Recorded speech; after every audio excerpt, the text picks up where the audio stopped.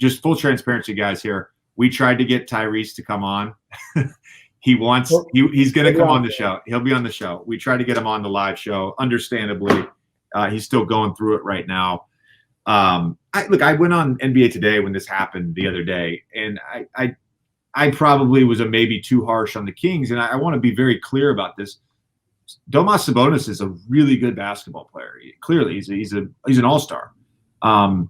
It just doesn't move the needle for the Kings at all, though. I don't. Again, he doesn't shoot threes. De'Aaron Fox doesn't shoot threes. They got Harrison Barnes basically that can space the floor. I don't know how this is going to sort of work in terms of getting them where into the play-in game. Is that the goal here? Guess what? The Pelicans got better too, and I think the Pelicans will probably have a great chance to be in that play-in game. Yeah, I don't understand it, and the big reason I don't understand it is because you're a small market team who's had some misses in the draft. You've had a bunch of misses in the draft. You have a guy in Tyrese who falls to you. He falls in your lap. A bunch of teams should have drafted him. From the guy. Could have used him. And he wanted to be there. He wanted to be part of the turnaround. And they traded him. And I just don't get that logic. And I saw a stat earlier today. It's like 21-year-old guards that average, and or have averaged over 14 a game, over 7 assists a game, and over 40% from three. It's Tyrese. Ever. What? There's one. And I would also say, and I'm curious what you think about this. Woj talked about this an hour or two after the trade happened, and we just, not even from Tyrese, we just know this from other people around the league.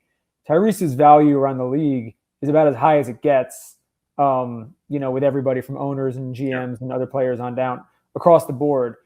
And basically, I think the word Woj used was stunned, but it was very clear that a lot of teams, if they had known that they could get him, they might have made – I mean, Sabonis is a great player. Sabonis is an all-star. Right. But he's clearly his value because they got an all-star.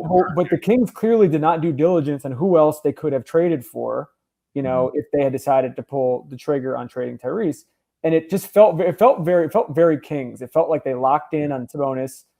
They offered Fox, and he said no. And so they're like, all right, well, the best thing we can offer is Tyrese. And so they did that, which doesn't feel that different from when they had the chance to draft Luka.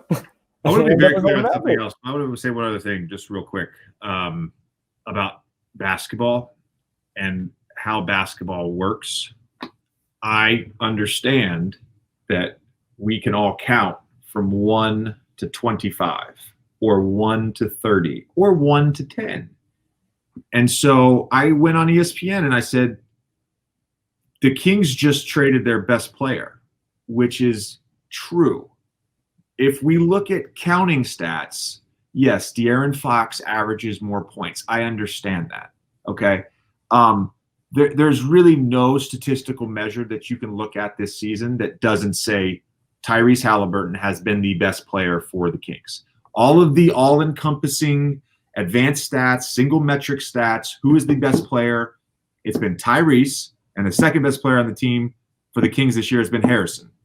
That is a fact, okay? That is a fact. I don't give a fuck how many points a guy averages. That doesn't mean shit. Tyrese Haliburton plays basketball exactly how basketball should be played. I love watching that guy play, and I know I'm biased on this. But it's all. I think we should say we should shout out the Pacers for a second. It's a great look for them. I mean, they're doing the rebuild thing. They got more moves to make. They're not done with this, and I don't necessarily think that they think they're winning a championship next year or anything like that. But this is I think they were pretty adamant that they were going to move Sabonis regardless. And so if you can end up with a guy like Tyrese for this is another gift. Right.